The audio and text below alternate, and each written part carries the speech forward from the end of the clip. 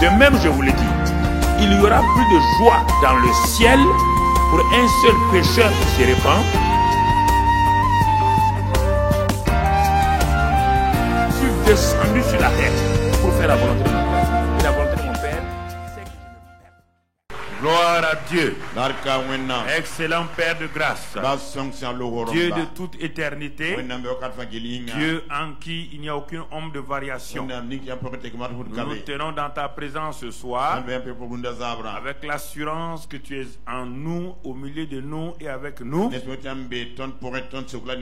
que ta présence est réelle et que tu nous entoures par le monde surnaturel, tes anges. Nous te donnons toute la gloire. Nous te magnifions, Père. Sois béni et sois loué au nom de Jésus-Christ. Amen. Amen. Asseyez-vous. Dans la présence de Dieu, nous bénissons le Seigneur. Nous louons le Seigneur pour sa grâce, pour tous ses bienfaits. Merci Seigneur. Nous voulons voir aujourd'hui et cette prière. Et il y a des prières que nous devons faire et puis nous en tenir sur ça de façon forte et permanente. La Bible dit dans le psaume 31, par exemple, 31 versets 15 et 16, c'est David. Il dit: mes destinées sont dans ta main. Mes destinées sont dans ta main. David dit, il a regardé à gauche, il a regardé à droite, il regarde son père. Non, ses destinées ne sont pas dans la main de son père, ni de sa mère, ni de ses frères, ni de ses sœurs. Il regarde tous les hommes. David est arrivé à la conclusion que ses destinées sont dans la main du Seigneur. Et quand il n'y a pas cette certitude-là, vous serez déçus en permanence. Vous allez aller à telle personne, vous allez aller à telle autre personne, mais vous allez voir que la Bible dit: malheur à l'homme qui s'appuie sur un homme. L'homme est un roseau cassé et qui blesse votre main. Et très souvent, les gens pensent que parce que leurs parents sont riches, que non. On a vu des parents riches produire des enfants pauvres. On a vu des parents pauvres produire des enfants excellents et très riches. Mes destinées ne sont pas dans ce que j'ai fait à l'école. Il y a beaucoup de gens qui n'ont pas fait d'école, mais ils peuvent engager beaucoup de master 10, master 15 ingénieurs dans leur entreprise. Mais je ne parle pas du point de vue financier. Je parle de la destinée. C'est l'ensemble de tout ce que Dieu a prévu pour un être humain sur la terre, pour lorsqu'il est dans son séjour terrestre.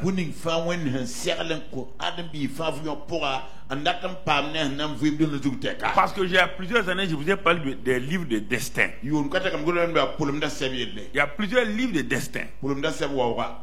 Et ces livres-là, ils sont écrits, c'est dans Apocalypse, on le trouve dans l'Ancien Testament, on le trouve, le livre des destinées. Et David soulève un coin du voile en disant dans le psaume 139, il dit, par exemple, mais Seigneur, dans le 31, il a dit, mes destinées sont dans ta main. Dans le 139, là-bas, il dit, avant même que je n'ai été créé, tous mes jours étaient inscrits dans ton livre.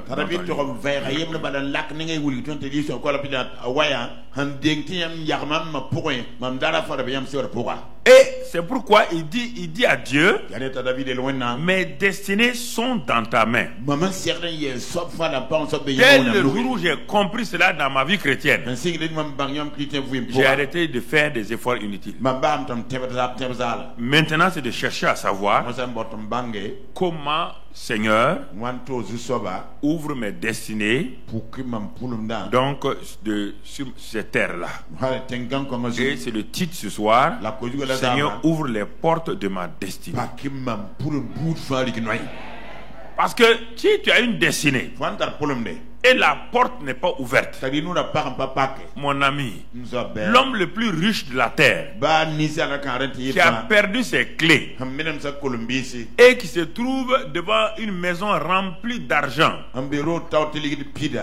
il est aussi pauvre que le mendiant de la rue. Il peut montrer à tout le monde, vous voyez cette maison-là, il y a des milliards là-dedans. On dit, mais vas-y, j'ai pas de clés. Ah, mon gars, donc dors ici avec nous. Les pauvres du village vont dire, viens dormir sur la natte avec nous. Sans clé, qui est aussi pauvre que nous. Est-ce que nous comprenons ces choses-là? Donc, mon frère, ma soeur, il y a des choses que nous devons découvrir. Il y a notre destinée naturelle. Quand nous sommes sur cette terre-là, je n'appelle même pas ça une destinée naturelle, c'est notre accomplissement naturel. On étudie, on devient un jour un professeur. Ça, c'est le naturel. Si tu ne crois pas à ça, alors comment Abraham a eu sa destinée alors? Il n'a jamais été à l'école. Celui qui a dit mes destinées sont dans ta main, il n'a jamais été à l'école. C'était un simple berger. Déjà,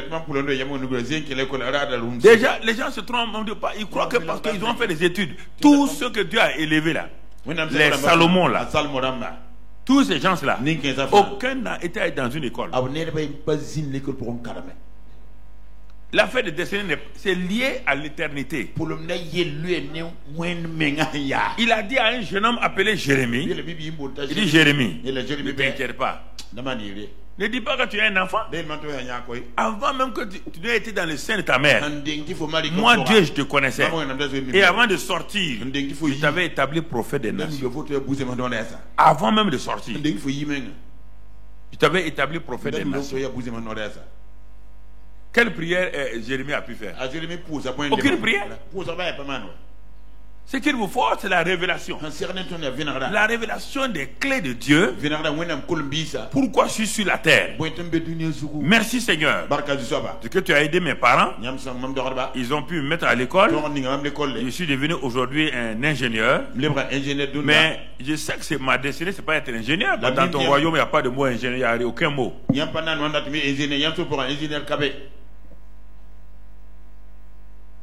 Ah. Si c'est ça là, donc c'est pas la peine qu'on vienne prier ici. Les gens du monde là ont de grandes positions plus que nous. Si c'est ça la destinée, donc Christ a échoué. Les plus grands richards, ils sont pas chrétiens. Il y a des gens, est-ce que vous comprenez? Ne confonds pas l'accomplissement naturel de ta vie et la destinée surnaturelle de ta vie.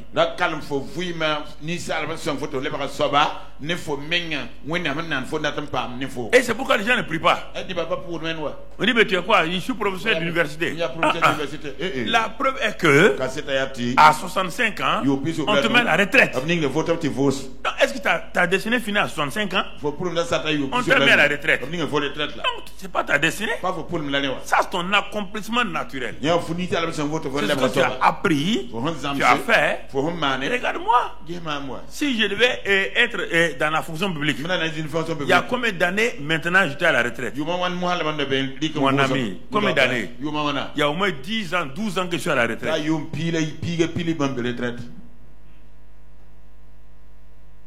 Selon mes diplômes, je suis à la retraite à 10 ans. Quels que soient les postes que j'ai pu occuper là, quels que soient les postes, je suis un has-been, comme disent les Anglais. Il a été. C'est fini.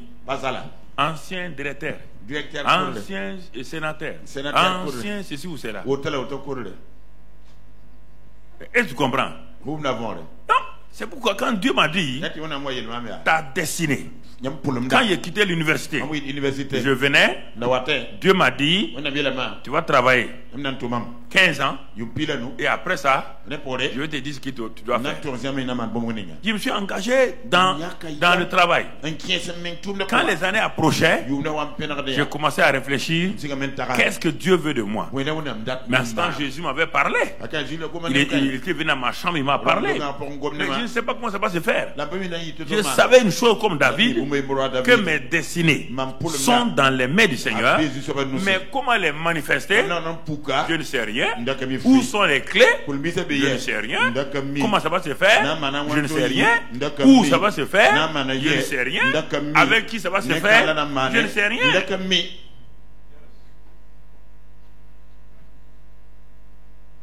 Tu comprends?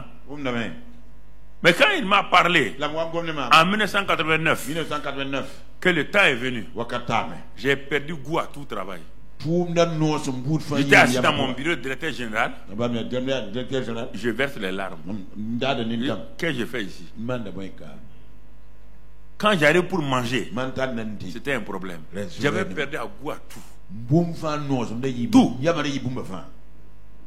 Tout. C'est pourquoi je suis allé sur mes deux pieds aller demander ma démission. Les gens ne comprenaient pas.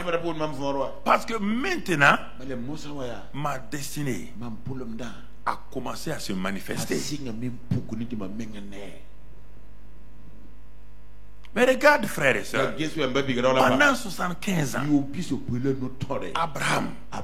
Abraham, 75 ans, il vivait dans un accomplissement naturel. Adorateur d'idoles. 75 ans. Regarde quand Dieu est rentré en action. Dieu lui a dit, j'ai une destinée, des desseins pour toi, tu as une destinée. Il l'a pris à 75 ans, sans enfant, avec une femme stérile. C'est là que tu vois la destinée de Dieu, comme elle est puissante. Est-ce que Abraham a prié? Abraham adorait des idoles. Il ne connaît pas le vrai Dieu. Alors, jeûner et prier, ça va le servir à quoi? Il ne connaît pas le vrai Dieu. Et le vrai Dieu s'est révélé à lui. Il a de 75 ans. Il est mort à quel âge? 180. Donc 75 fois 2, 150. Plus 30. Regarde comment Dieu a fait. Sa destinée surnaturelle était plus longue que son accomplissement naturel. Et regarde comment il a envoyé le monde entier. Son nom est connu partout. Qui? Un homme de 75 ans qui est censé être à la retraite, qui est censé être fini. Un autre homme, 80 ans, il a accompli des grandes choses en Égypte. Il a fait de grandes études en Égypte. Il était positionné comme le futur pharaon. Dieu dit, s'il laisse continuer, il n'accomplira jamais sa destinée surnaturelle. Vous comprenez? Et Dieu l'a pris, il l'a mené. Il est parti 40 ans dans le désert. À 80 ans, il revient sur la scène. Dieu dit, tu as perdu 40 ans inutilement. Mais je peux rattraper encore. Et pendant les 40 prochaines années, tout ce que tu as perdu pendant les 40 années là, tu vas les rattraper. Et Moïse a rattrapé ça. Il est devenu un ami personnel de Dieu. Que tu rentres dans cette amitié au nom de Jésus. Que Dieu te donne d'entrer dans cette amitié au nom de Jésus. Ne crois pas que tu as perdu du temps. Ne crois pas que c'est impossible. Regarde tous ces hommes-là. Regarde-les, frères et sœurs. C'est important. Oh Seigneur, dis avec moi, ouvre les portes de ma destinée. Amen. Amen. Gloire à Dieu. Il est important que nous comprenions ces choses-là. Parce que dans la destinée, il y a un ennemi qui s'oppose à votre destinée. Et vous avez, Moïse était sur la route de sa destinée. Avec le peuple d'Israël. Brusquement, il voit devant lui, un obstacle majeur. La mer Rouge. Ah. Le monde surnaturel satanique dit à Moïse: je vais mettre fin à ton voyage de destinée. Regarde derrière toi, il y a Pharaon. À droite une montagne, à gauche une montagne, devant toi la mer Rouge. Moïse, Boribana, c'est fini. Tu es un homme fini. Satan vous dit ça. Quand il met des obstacles devant vous, tu es une femme finie. Tu es un homme fini. Tu ne peux plus aller loin. Toi, il n'y a pas de terre promise pour toi. Non. Regarde. Tu ne peux pas dépasser la mer Rouge. Mon frère, ma soeur. Et c'est la mer Rouge. Moïse ne comprenait pas. La mer Rouge, où Dieu les a conduits là, c'était une grande mer. C'était la seule mer suffisante pour engloutir l'armée de Pharaon. Ce qui semble un obstacle pour toi là, c'est ça qui va engloutir tes ennemis. Notre Dieu est très très intelligent. Ce dont tu as peur là, c'est ça qui sera ta solution. La mer Rouge s'est ouverte. Ils sont passés. Quand l'armée la plus puissante, il n'y avait pas un moyen pour tuer l'armée de Pharaon. On ne peut pas tuer l'armée de Pharaon. Elle est puissante. Elle est équipée. Elle est rapide. Elle a des chars. Mais Dieu dit, mer Rouge, ouvre-toi et avale tous les ennemis de Moïse.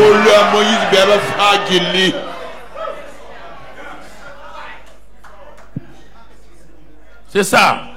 Parfois, les obstacles qui sont devant vous là, c'est l'opportunité de votre élévation. C'est l'opportunité que Dieu a créée pour votre élévation. Le chemin de la destinée est parsemé d'opportunités comme ça. Ah, mais comment on va faire? Comment on va s'en sortir? Dieu dit, regarde ça. C'est pas un obstacle. Parce que sans ça là, tu vas rester anonyme. David a été loin du Saint-Esprit. Mais il était caché. Il n'y a que les moutons qui le connaissaient. Les moutons seulement connaissaient David. Il était roi. Mais il était roi des moutons. Mais les anges ont dit à Dieu, mais tu as où le type? Il est là. Il fait rien. Dieu dit, attends, je vais créer une opportunité. Et quand Dieu a créé l'opportunité, l'opportunité s'appelle Goliath. Tout Israël tremblait devant Goliath. Parce que si Israël avait pu tuer Goliath, on ne connaîtrait jamais David. Parfois, Dieu permet que ton opportunité là soit mise à part pour toi. Tu comprends? Quand David est arrivé sur le terrain, quand David a fini de tuer Goliath, qu'est-ce qu'on a fait? On a fait un cantique sur lui. Saül a tué combien? David a tué combien? S'il était resté sur la colline là, est-ce qu'on va dire ça? Est-ce qu'on va dire ça? Tes 10 000 sont devant toi. J'ai dit tes 10 000 sont devant toi. Les 10 000 que tu vas écraser sont devant toi. Au nom de Christ Jésus, prends possession de ça. Oh Seigneur, ouvre-moi les portes de ma destinée. Je refuse de rester dans l'anonymat. Je refuse de mourir comme un vulgaire homme. Je suis un prince, une princesse. C'est pour régner sur cette terre-là. Je refuse de finir dans la défaite. Merci Seigneur. Tu l'as fait au nom de Christ Jésus. Amen. Amen. Gloire à Dieu. Comme Dieu savait qu'un jour il va utiliser le grand roi Nebuchadnezzar, un païen, mais qui avait le cœur sensible aux choses de Dieu. Comme il savait ça, le gars ne connaissait pas Dieu. Il était orgueilleux. Mais malgré tout cela, vraiment Dieu, il a des choses. Un jour il s'est vanté, le roi s'est vanté. Dieu a dit ok, je vais lui retirer son trône. Il lui a retiré le trône. Et le gars était attaché à un arbre. Pendant combien d'années? 7 ans. 7 ans. Il broute l'herbe comme les moutons. Oui ou non? Mais il te pose la question. Pendant les 7 ans là, quelqu'un a remplacé Nebuchadnezzar. Son trône est resté quoi? Il n'est pas revenu prendre son trône. Tout ce que Satan a voulu t'humilier, tu reviendras prendre ton trône.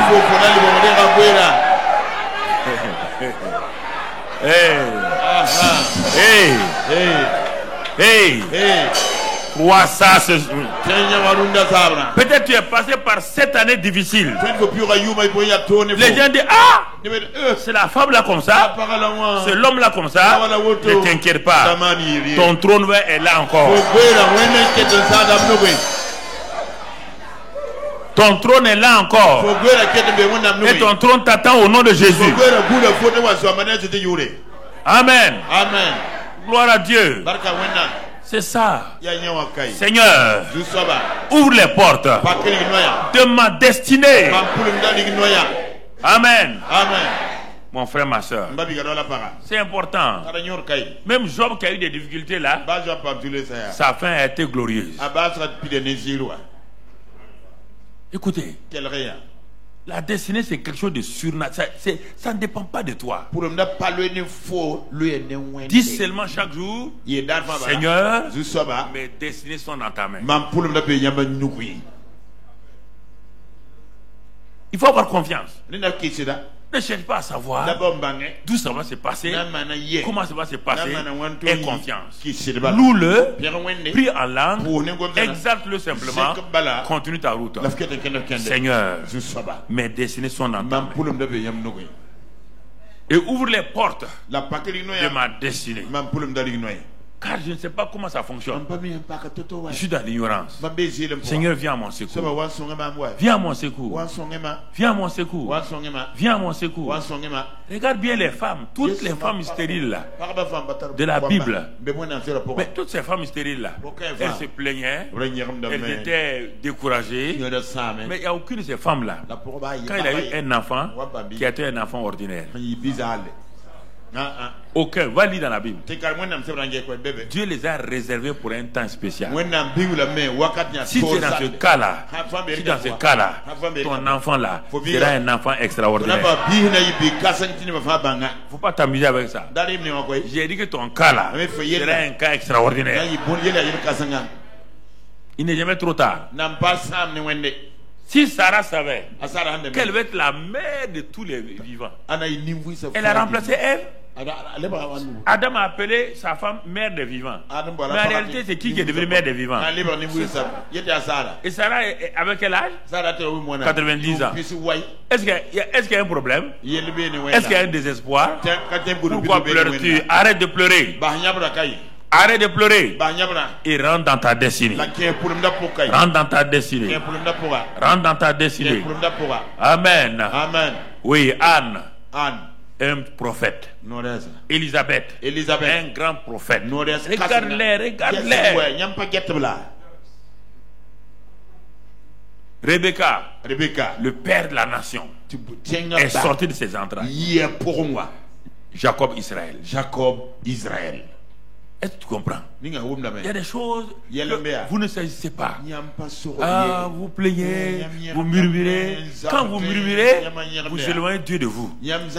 Satan vit dans les murmures. Les murmures sont, en tout cas, l'atmosphère de Satan. Mais la louange, c'est Dieu qui vient. Donc c'est pourquoi, quelles que soient les difficultés, continue à le louer. Si tu le loues là, ta destinée sera accomplie. Ta destinée sera accomplie. Ta destinée sera accomplie. Et tu verras la gloire de Dieu. Alors mon frère, ma soeur, nous allons aller encore dans d'autres, et on va avoir une étude de cas pour comprendre ici, comme David a dit, mes destinées sont dans ta main. Et David dit, bon, maintenant comment ça va se passer? On va voir comment Dieu va opérer. On va prendre un point spécial pour décrire un peu ce qui est arrivé à David et ce qui peut t'arriver. Nous allons voir pour cela le combat de David et de Goliath. Quelle est la leçon à tirer dans ce combat de David et de Goliath? Quelle est la leçon que tu dois tirer? Quels sont les éléments spirituels que tu dois tirer pour nourrir ta foi?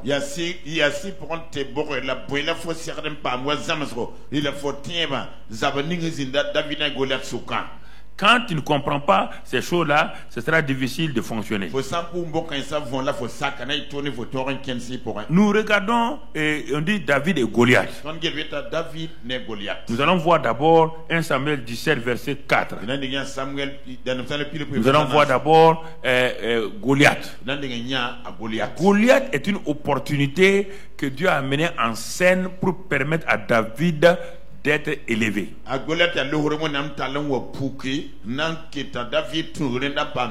Parce que le temps de Saül était terminé. Le temps de Saül était terminé. Puisque Dieu l'avait déjà rejeté. Il ne pouvait plus vaincre Goliath. Mais comment David aussi, un jeune homme rejeté, ses parents le méprisent, ses frères le méprisent, personne ne le considère. Comment cet enfant-là, qui est devenu roi, qui est loin, peut-il prendre sa place et étendre le royaume comme Dieu le veut? Dieu a créé une opportunité. Et il sait que le père de David le méprise. Puisqu'on l'a au moins roi, il avait l'onction. Est-ce qu'il est parti au palais royal? On l'a envoyé où? Garder les moutons. Personne n'avait confiance en lui. Dieu va travailler le cœur du père de David. Dieu est comme ça. Il dit à ce père-là, il lui inspire. S'il pense que David n'est pas un guerrier, s'il pense que David n'est pas puissant, au moins David peut amener du pain et des fromages donner à ses frères sur le champ de bataille. Ah, son père dit oui. Dieu est comme ça. Tu vois, il vient à des idées simples. Il dit, bon, David viens là. Bon, il y a longtemps, je n'ai pas eu de nouvelles de tes frères sur le front. Bon, prends du pain et des fromages. Il faut tenir ça bien. Hein? Tu n'as pas dit que tu es un petit étourdi. Hein? David dit oui, papa. Faut pas manger ça sur la route. Hein? David dit oui, papa. Va donner à tes frères. Fais attention. Il ne faut pas t'approcher de la guerre. Hein? Non, tu n'es pas un guerrier. David, tu n'es pas un guerrier. Il ne faut pas t'approcher de la guerre. Quand tu vas donner le pain et le fromage là, il faut rester loin. Quand David avance, l'onction monte. David, il a des pains et des fromages. Mais quand il s'approche du champ de bataille, il sait qu'il y a quelque chose qui monte. L'onction est en train de faire quoi? L'onction est en train de monter. Et quand il arrive net, Il trouve Goliath et Israël face à face. C'est en ce moment que la voix de Dieu lui dit: le jour de ta gloire est arrivé. Ceux qui t'ont méprisé là, ceux qui ont pensé que tu es faible là, que tu n'es rien là, ils seront donc vraiment eux-mêmes, ils vont voir ma grâce sur ta vie. Ne regardez pas ceux qui vous méprisent. Laissez-les vous mépriser. C'est leur droit. Vous ne pouvez pas empêcher quelqu'un. Mais votre droit est de refuser, de vous laisser intimider par les mépris des gens. Jamais. Regardons maintenant comment ces deux-là, ces deux champions. Un qui est bien connu, il s'appelle Goliath. L'autre est inconnu, il s'appelle David. L'homme est un homme de guerre depuis sa jeunesse. L'autre là n'est qu'un simple berger. Quand on regarde ça, on ne voit pas comment ça va se passer. On ne voit pas comment les choses vont se passer. Regardons donc Goliath. Quelle était l'armure de Goliath? Quelle était l'armure de Goliath? Ça va nous aider à progresser et à aller de l'avant. Dans 1 Samuel 17, regardons, on va voir l'armure de Goliath. Sur quoi Goliath se basait donc pour faire la guerre et intimider Israël. Et au verset 4, on le présente. 1 Samuel 17, verset 4. Un homme sortit alors du camp des Philistins et s'avançant entre les deux armées. Il se nommait Goliath. Il était de Gath. Et il avait une taille de 6 coudées et un empan, c'est-à-dire 3,16 m. Sur sa tête, donc première arme de Goliath, c'est quoi ça? Sa taille. Sa taille même est une arme. C'est la première arme. Tu comprends? Ensuite, sur sa tête était un casque d'airain. Il portait une cuirasse à écailles du poids de 5000 cycles d'airain. Quelque chose de très lourd. Rien ne peut passer. Une arme terrible. Ensuite, il avait aux jambes une armure d'airain et un javelot d'airain entre les épaules. Même naturellement, déjà, quand il se frotte à toi, tu as problème. Le bois de sa lance était comme un ensouble de tisserand. Et sa lance là pesait 600 cycles de fer. Plus de 10 kilos. Si tu envoies ça, une lance de 10 kilos, on te retrouve plus sur la place. Et celui qui portait son bouclier marchait devant lui. Son bouclier là, il fallait quelqu'un. Aussi les armes de Goliath. Mais malgré tout ça là, malgré ces détails-là, selon vous, ce sont des armes naturelles ou surnaturelles? Des armes quoi? Naturelles. Faites attention. L'ennemi vous oppose parfois des ennemis et des armes purement naturelles. Mais ces armes naturelles-là ont un effet sur vous. Parce qu'elles dépendent, ce n'est pas un naturel ordinaire, c'est un naturel qui sort de l'ordinaire.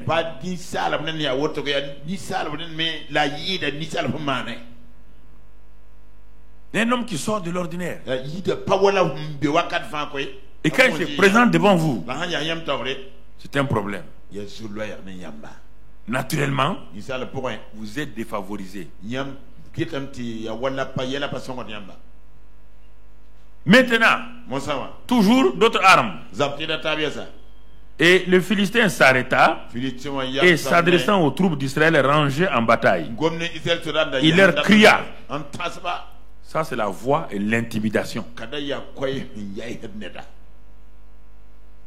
Satan veut vous intimider, vos adversaires veulent vous intimider, vos problèmes veulent vous intimider pour vous montrer que ce n'est pas possible que vous puissiez gagner cette bataille. Ce n'est pas possible que vous gagnez ce marché. Ce n'est pas possible qu'on vous nomme. Il y a beaucoup de gens du parti qui sont déjà positionnés. Tu n'as même pas une carte d'un parti politique. On va te nommer comment? C'est tout ça là. L'intimidation, la voix, les paroles négatives sont des armes naturelles puissantes. Et qu'est-ce qu'il dit? Pourquoi sortez-vous vous ranger en bataille?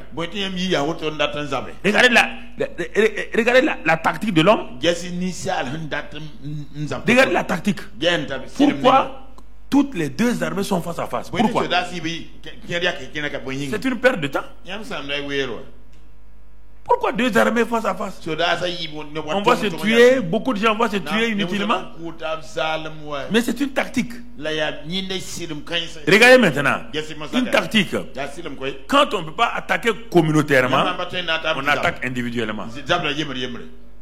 Quand tu vois les groupes là, les groupes de gens face à face, ils crient hoa hoa hoa. Si tu fais attention, il peut te détruire. Mais dis à un seul, toi, viens ici. Tu vois tout le monde reculer. C'est ça que Goliath va faire. C'est une tactique qui marche tout le temps. Et qu'est-ce qu'il fait? Regardez ce qu'il fait. Il dit bien, ne suis-je pas le Philistin? Et n'êtes-vous pas des esclaves de Saül? Lui dit, lui les Philistins, les autres sont esclaves de qui? Est-ce qu'il a dit vous êtes des enfants de Dieu? Non. Vous êtes des esclaves de qui? C'est lui qui a perdu l'onction là. Si vous êtes les enfants de quelqu'un qui a perdu l'onction, vous avez l'onction, c'est fini pour vous. Il intimide. Choisissez un homme. Ah, il arrive à son point. Choisissez un homme qui descende contre moi. C'est pas la peine de vous fatiguer. Prenez un homme. Moi, je suis un homme. S'il peut me battre et qu'il me tue, nous vous serons assujettis. Mais si je l'emporte sur lui et que je le tue, vous nous serez assujettis et vous nous servirez. On dit quoi? Qu'est-ce que le type a dit? Il a dit non, il n'y a pas de bataille arrangée. Hein? Il dit qu'il cherche un seul homme. Il dit ah bon? Et c'est qui? On dit ah, c'est pas. Hein? Il dit qu'il cherche un homme. Et puis il dit ensuite, il dit, le Philistin dit encore, je jette en ce jour un défi à l'armée d'Israël. Donnez-moi un homme et nous nous battrons ensemble. Saül, le chef de l'armée dit, lieutenant-colonel. Il dit mon chef, je suis en permission. Il dit dans l'armée là, c'est le chef qui doit aller. Lieutenant-colonel dit, lieutenant-colonel. Dis-moi, c'est ça. Le colonel-major dit. Après, il dit lieutenant-colonel. Ah, lui dit non, mon frère. Il faut dire au commandant. On descend jusqu'au sergent-chef. Et la Bible dit, Saül et tout Israël entendirent ces paroles du Philistin et ils furent effrayés et saisis d'une grande crainte. Voilà ce que l'ennemi fait pour bloquer votre destinée. Et il va le faire pendant 40 jours. 40 jours. Israël s'en va gêner prier. 40 jours. Israël loue le Seigneur. Israël glorifie le Seigneur. En communauté. Mais quand ils sortent face à face, Saül sort tout seul. Et Goliath sort tout seul. La tactique a marché une première fois. Ça va marcher tous les jours.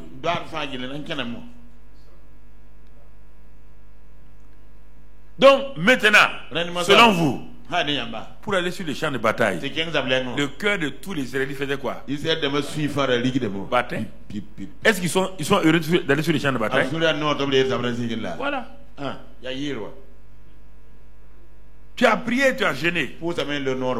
Et voici une situation qui apparaît devant toi. Voici des gens qui parlent. Voici des gens qui disent hey, cette maladie, oh, c'est non. On ne sait pas, hein. Tu sais, la maladie là. C'est pourquoi vous ne pouvez pas laisser les gens aller voir vos malades à l'hôpital.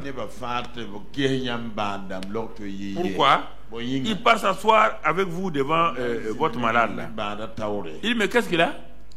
On dit c'est maladie XY. Il dit mais c'est ça qui a tué ma tante avant-hier là.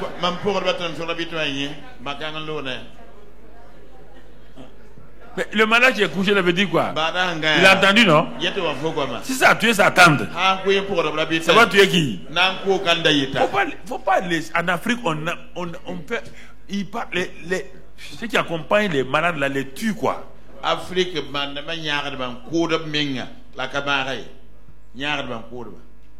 il dit n'importe quoi. Il s'asseye, il mange les gros plats du malade. Après, il s'asseye, il cause. Il crée une atmosphère négative autour du malade. Quand les gens viennent, quand on leur demande, alors ça va aujourd'hui? Son sommet. Ça vaut mieux qu'hier. C'est ça qui est dans leur bouche là, c'est ça tout le temps. Il n'y a rien bien. Après, ils disent, en tout cas, c'est ça. C'est ça. Il y a rien. Votre destinée, les gens ne vont jamais vous aider. Ne confiez pas votre destinée à quelqu'un. L'accomplissement naturel, il n'y a pas de problème. Vous voulez travailler naturellement, il n'y a pas de problème. Mais votre destinée là, ce pourquoi Dieu vous a créé là, tant que vous n'entrez pas dans ça là, vous êtes insatisfait. C'est pourquoi vous cherchez à gauche, à droite. Parfois l'argent vient, mais vous êtes insatisfait. On vous élève. Vous arrivez au sommet. Vous êtes insatisfait. C'est ça, poste de ministre là. On croyait qu'il y avait quelque chose là-dedans. On devait ministre et puis. C'est ça, ministre là. On dirait sinistre.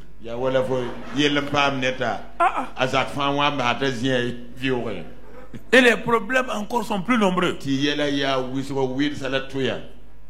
Tu peux pas voir ta femme, tu rentres maintenant à minuit, 1h.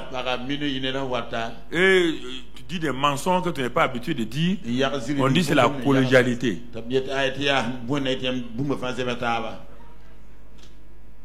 Moi, ministre pourrait aller mentir, mensonge collégial.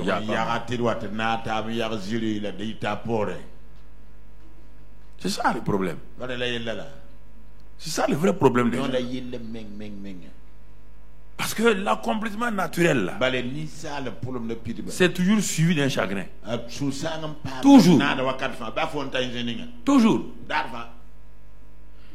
Mais la bénédiction de Dieu qui vient de la destinée là, les ennemis n'ont pas se lever comme ils veulent. Ils ne peuvent rien faire. Voici. Ça c'est les armes apparentes de Goliath. Mais il avait des dieux. C'est le dieu des Philistins. Maintenant, quand on regarde ça là, on baisse les bras, on n'a plus envie de combattre. C'est ça qu'Israël a fait. En regardant Goliath, en écoutant ses paroles. Donc la vue, l'ouïe et tout ça là, ça a créé une paralysie spirituelle dans le peuple d'Israël. Ils ne pouvaient plus combattre. Et c'est pourquoi les gens souffrent. Oh, aide-moi pour ma destinée. Mais ils ne réagissent pas. Ils ne savent pas comment réagir. Et voici que David est arrivé. David est arrivé. Et on va voir aussi armes naturelles de David. Quelles étaient les armes naturelles de David en les comparant aux armes naturelles de Goliath? En les comparant aux armes naturelles de Goliath.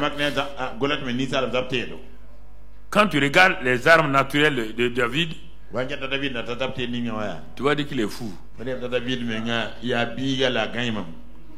Non, petit. Tu as envie de mourir jeune comme ça. Regarde. David dit, il dit à tout le monde que personne ne pleure. Lui, il va aller combattre. Le roi dit, mais petit, tu es un jeune homme, hein? Où sont tes armes? Tu connais bien l'histoire, on va sauter tout ça. On va voir les armes de David, les armes naturelles. Et 1, verset 40. Il prit en main son bâton. L'épée de Goliath, c'est combien de kilos? Et puis sa lance, il a l'épée. Il a la lance. Le bâton de David là, ça peut peser combien de kilos? Et ça vaut 1 kilo. Et puis le bâton avec l'épée de Goliath là, ça se casse. Qu'est-ce qui se casse? Le bâton se casse, non? Ah. Voici l'armure naturelle. Arme naturelle pour arme naturelle. Deuxième arme naturelle. 5 pierres polies. Et David, tu vas à la chasse des oiseaux, mais quoi? Il dit non. Tu vas où? Mais pour combattre Goliath, 5 des pierres. On a dit que tu es fou vraiment. Si c'est arme naturelle contre arme naturelle, c'est ça le problème, les gens. Ne t'appuie pas sur les armes naturelles. Ne t'appuie pas sur les choses ordinaires autour de toi. Autre arme naturelle. Gibecière. Gibecière, c'est fait pour quoi en réalité? C'est fait pour les gibier. Gibecière. Et puis il met caillou dans le. Et puis ensuite, ça fronde à la main. Bon, regardez. On a vu les armes de Goliath, les armes de David, dans la pensée naturelle. Qui est vainqueur? Est-ce qu'il y a combattre les deux?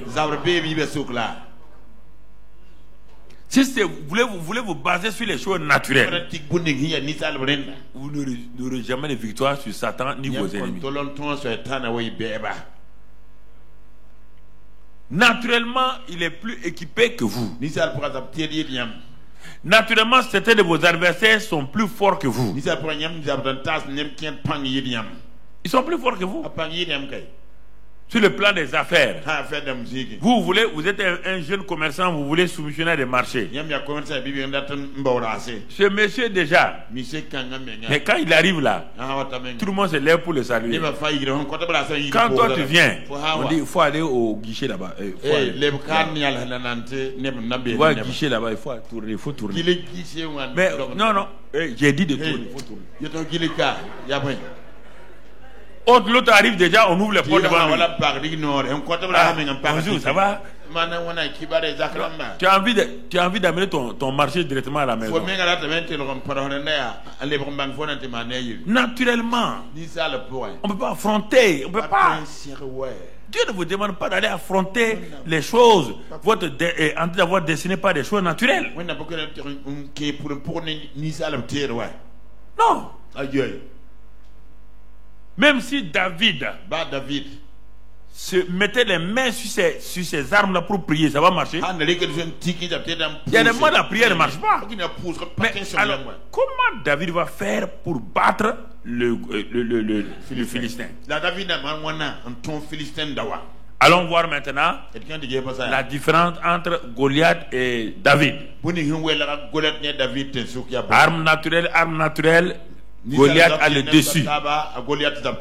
Arme naturelle, les gens de ce monde ont le dessus sur toi. Allons voir les armes surnaturelles sur lesquelles David va s'appuyer. C'est ça qui est important. Il faut bien écouter. Toi qui es à la télévision, toi qui es actuellement sur l'internet, sur les réseaux sociaux, écoute-moi très bien.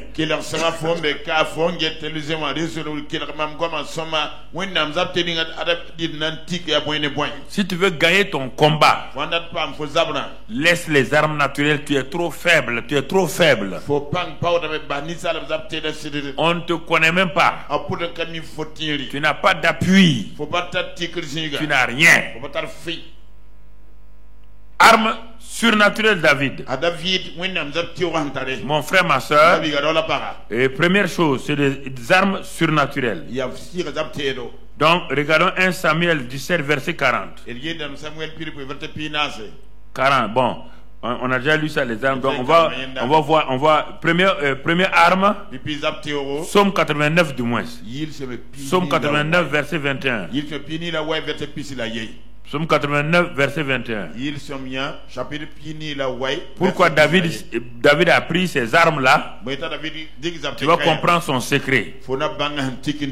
Donc, Psaume 89 et au verset 21. Il est écrit là-bas: j'ai trouvé David mon serviteur. Je l'ai oint de mon huile sainte. Première arme surnaturelle de David, c'est l'onction. Est-ce que Goliath était oint? La seule marque de Goliath, il était grand. Mais David était oint. La grandeur ne peut pas dépasser l'onction. Jamais. Tu comprends?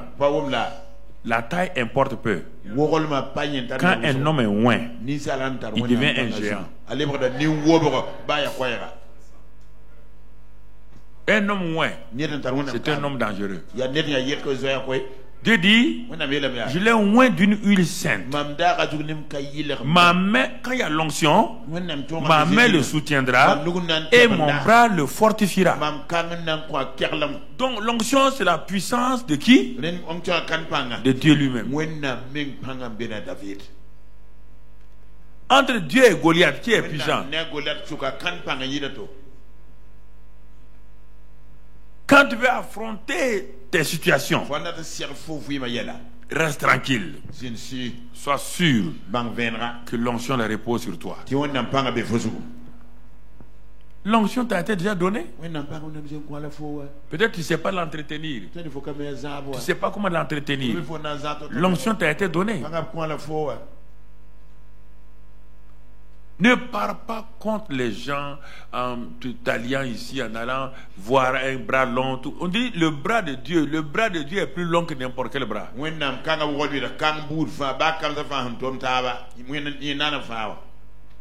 Donc, il est dit ici: je l'ai oint et ma main le soutiendra et mon bras le fortifiera.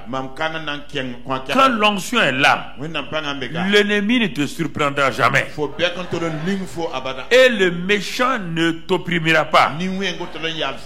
J'écraserai devant lui ses adversaires et je frapperai ceux qui le haïssent. Première arme surnaturelle, c'est l'onction. Et les gens jouent avec ça. L'onction, c'est la manifestation de la puissance du Saint-Esprit en faveur d'un homme ou d'une femme.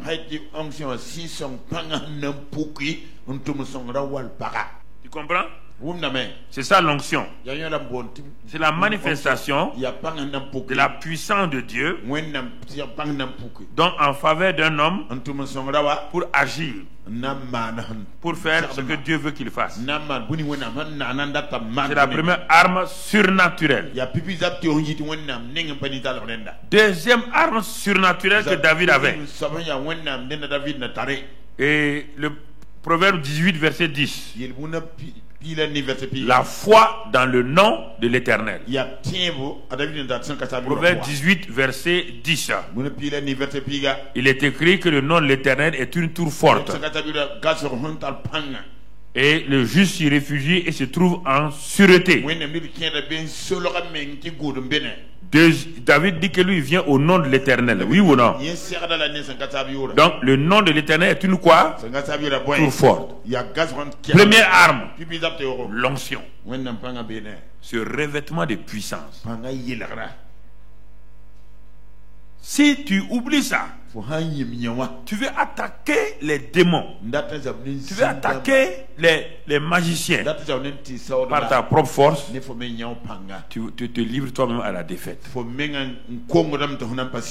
Jésus a attendu 30 ans. Et puis il dit, l'Esprit du Seigneur est sur moi.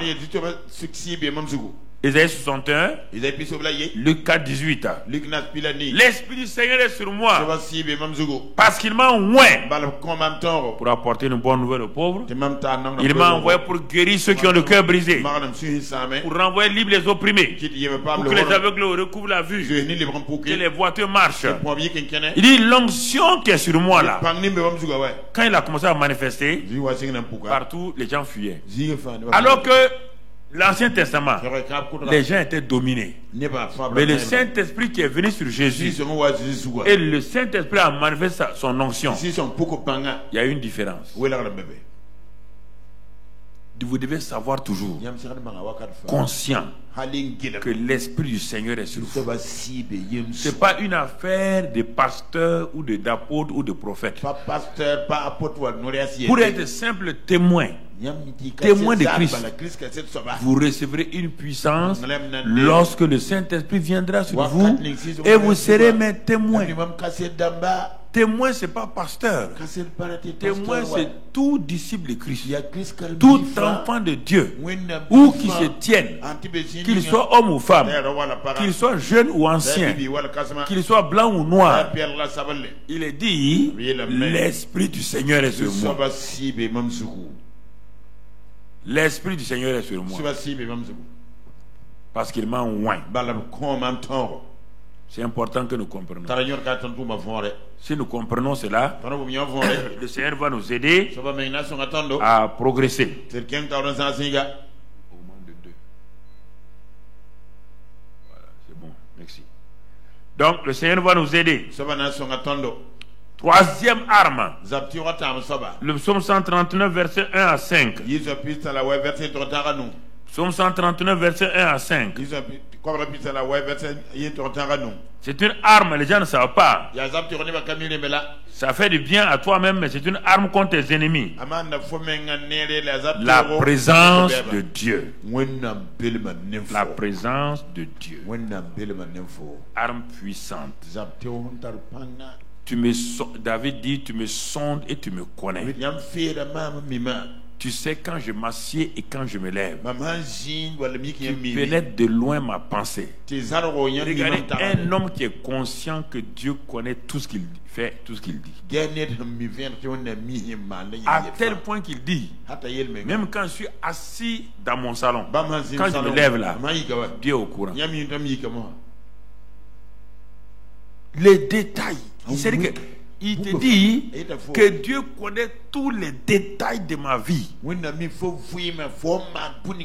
Alors que beaucoup de chrétiens ne sont pas conscients de ça. Souvent, certains chrétiens font l'erreur. Quand on quitte l'église là, on a quitté Dieu. On a quitté le pasteur.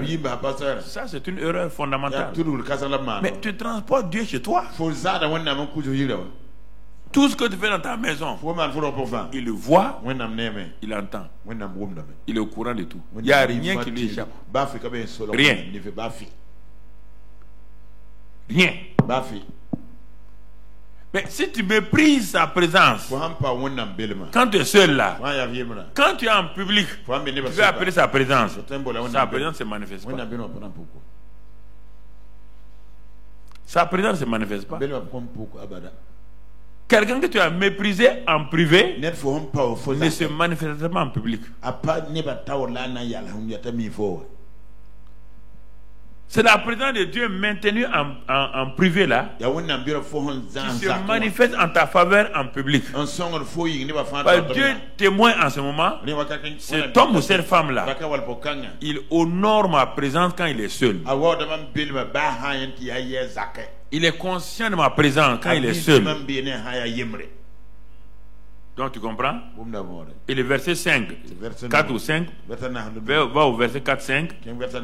Et car la parole n'est pas sur ma langue, déjà tu la connais entièrement. Tu m'entoures par derrière et par devant et tu mets ta main sur moi. La présence de Dieu. Si tu étais conscient de ça, ta vie va changer. Il voit tout ce que tu dis là. Il est au courant, il te regarde. Il dit bon, regardez-le. Il est en train de faire ça. Vraiment, il ne sait même pas que je suis là. Il ne sait même pas que je suis là. Donc, ouais frère, c'est ça qui a fait la force de David. C'est avec ces armes-là que David a osé aller affronter Goliath. Il n'est pas bête. Et ensuite, autre arme. Ecclésiaste 8, verset 4. Ecclésiaste 8, verset 4. David est un roi oint, même s'il n'est pas sur un trône. Ecclésiaste 8, verset 4 dit, parce que la parole 4, la parole du roi est puissante.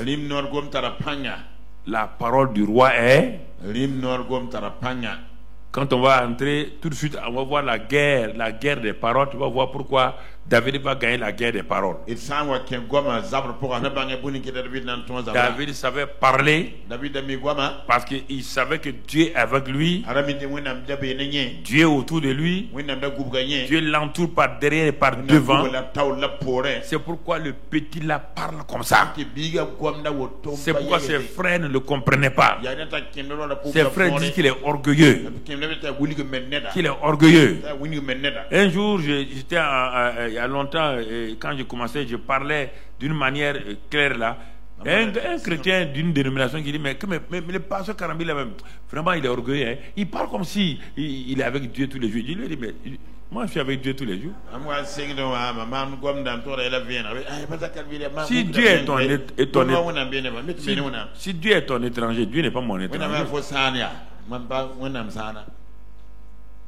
Dieu n'est pas mon étranger. Quand je lui parle là, je parle. Comme je parle à ma femme, je parle à Dieu comme ça. Il y a quoi dans ça? Ou bien toi, tu veux faire quoi?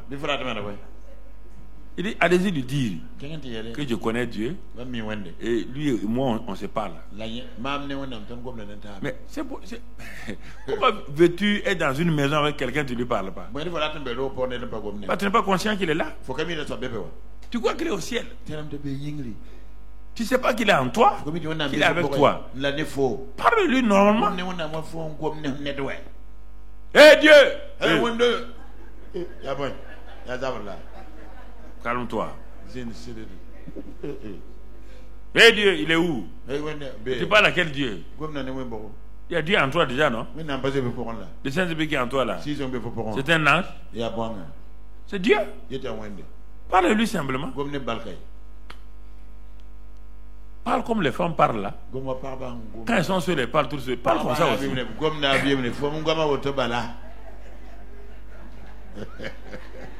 Elles parlent toutes seules.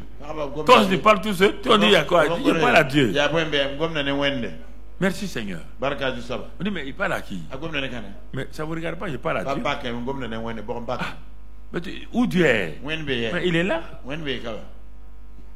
C'est ça. Parlez-lui, apprenez à lui parler normalement. Vous allez, votre vie de prière va changer. Hein? Vous vous réunissez, vous criez sur Dieu.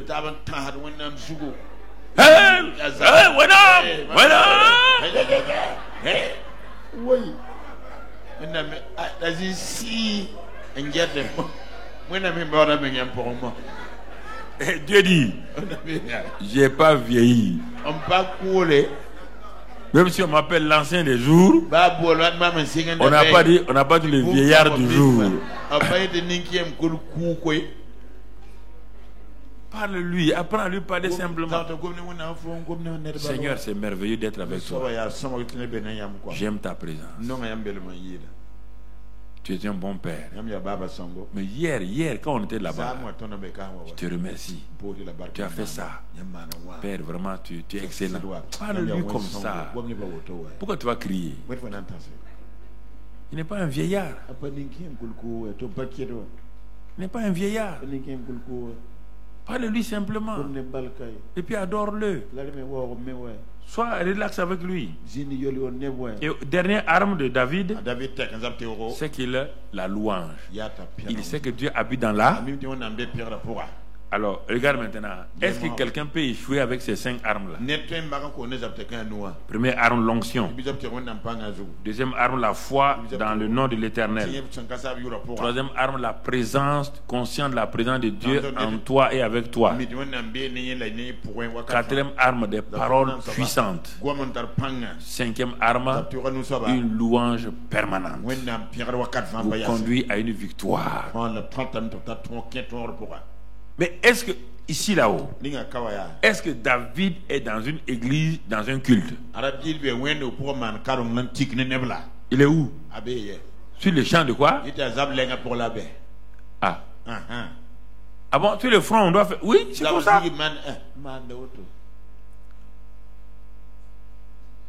C'est dans un culte, c'est à l'église? Non, c'est là, en pleine bataille. Où Goliath est arrêté. Goliath est arrêté, il est en train d'insulter encore. Tout ça, ça se passe. Les deux armées sont face à face. Tout ça, ça se passe en ce moment. On fait faire, on essaye de mettre des armes de Saül sur David, ça ne marche pas. Ses frères le méprisent, ça ne marche pas. Mais regarde ce que David a découvert. Non seulement il a des armes puissantes, c'est pourquoi il n'a pas besoin d'armes naturelles compliquées. Il n'a pas besoin d'armes de boucliers et tout ça. Il a besoin simplement de s'assurer que Dieu est là. Autre chose que tu dois comprendre, et que David a bien saisi, mon frère. Et on retourne dans 1 Samuel 17. 1 Samuel 17, on retourne là-bas. Et regardons donc, mon frère, et au verset 23 à 24. 23 à 24. Regardons là-bas ce passage-là. Tandis qu'il était avec eux, le Goliath s'avança. Bon, va plus loin.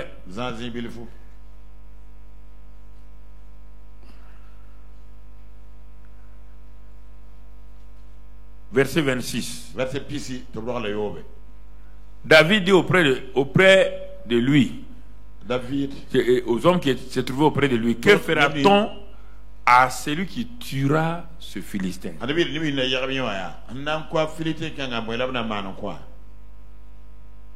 Ah. Et qui est donc ce Philistin? Et qui est donc cet homme-là, cet incirconcis pour insulter l'armée du Dieu vivant?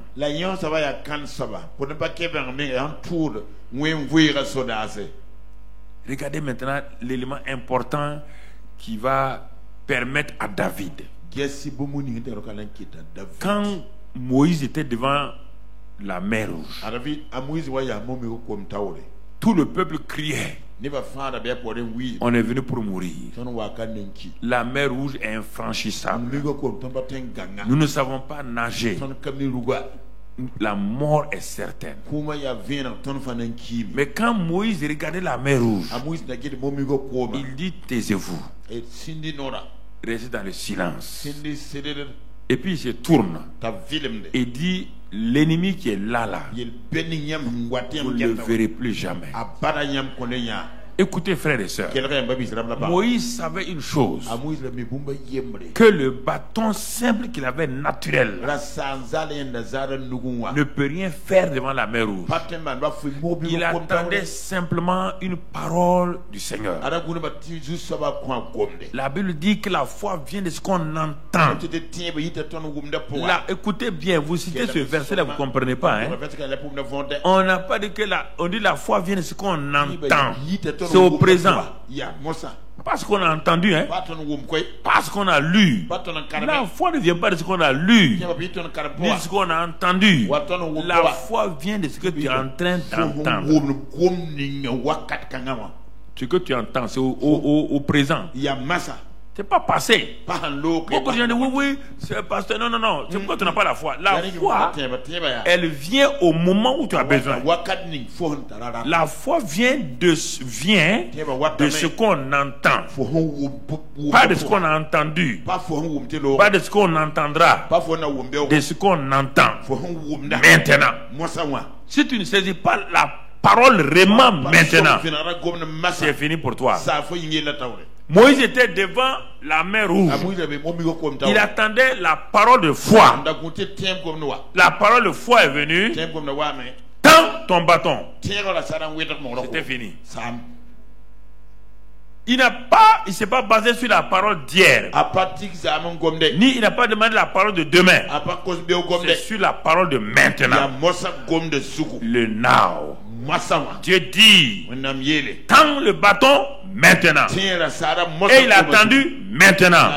Et quand il a attendu maintenant, la mer Rouge s'est ouverte maintenant. Et ils passèrent maintenant. Et l'armée de Pharaon a été noyée maintenant. C'est ça la foi. N'allez pas vous baser, oui, j'ai entendu, je sais. Non, ça ne marche pas. La foi vient de ce qu'on entend. Et ce qu'on entend vient de la parole de Christ. On parle de Réma. Une parole personnelle. Ça a été donné. C'est sur ça que la foi agit. C'est sur ça que la foi agit. Regardez comment David réagit. Son attitude maintenant. Il dit, mais Goliath là, c'est un incirconcis. Mais il dit, mais peuple là, vous n'avez pas regardé, non? L'homme était un incirconcis. Ça veut dire quoi? Il n'a aucune alliance avec qui? Comment un homme qui n'a pas d'alliance avec Dieu va vous défier? Pourquoi vous avez peur des sorciers? Vous avez peur des magiciens? Ils n'ont aucune alliance avec Dieu. Ils ne peuvent rien. Pourquoi vous avez peur d'eux? Pourquoi vous partez vous cacher même pour prier et jeûner? Vous priez et jeûner pour faire quoi? David a dit à ses gens, bon attendez, je vais monter sur ma montagne, aller prier et jeûner. Il faut être prêt en tout moment.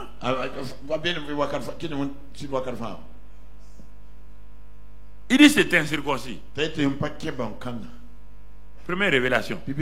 Il montre aux gens que si tu veux traiter ton ennemi, il faut que tu saches que l'ennemi n'a jamais une alliance avec ton Dieu.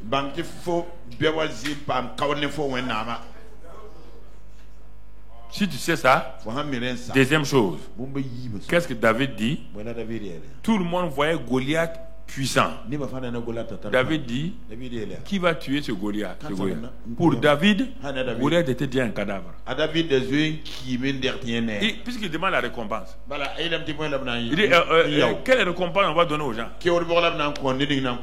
C'est pourquoi ses frères ont dit il est orgueilleux. Le gars est resté avec ses 3,16 m.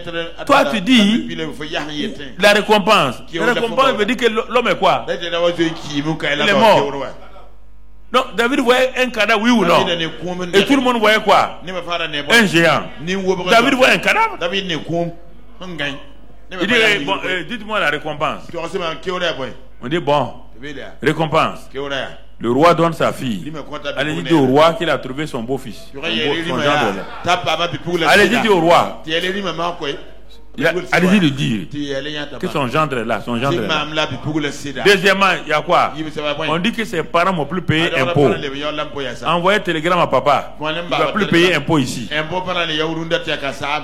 Ses frères ont dit, ah, petit, tu es orgueilleux.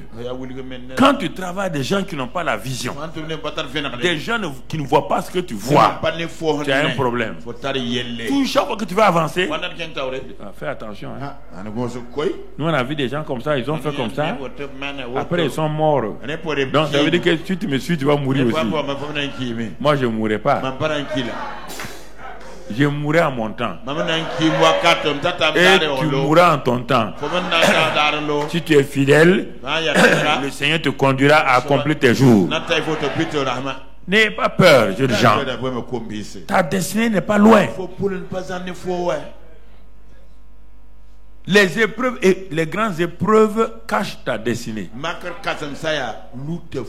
Quand les grandes choses vont se passer, c'est en ce moment que les grandes montagnes se placent. Derrière chaque grande montagne, ta destinée est cachée. Faut pas avoir peur. Parfois c'est difficile. Parfois c'est dur. On ne sait pas qu'est-ce qu'il faut faire. Mon frère, aie les yeux fixés sur Jésus, le chef et le consommateur de ta foi. Ne regarde pas aux circonstances. Ne regarde pas aux circonstances. Donc Goliath est un cadavre. Goliath n'a pas d'alliance avec Dieu. Et c'est pourquoi maintenant regardez David, il est à l'aise. Comment tu veux qu'un homme comme ça recule? Résumons pour que tu saches. Premièrement, ta destinée. Dieu a créé une opportunité. Souvent tu as manqué l'opportunité. Quand Dieu crée une opportunité, toi tu prends ça pour une épreuve insurmontable.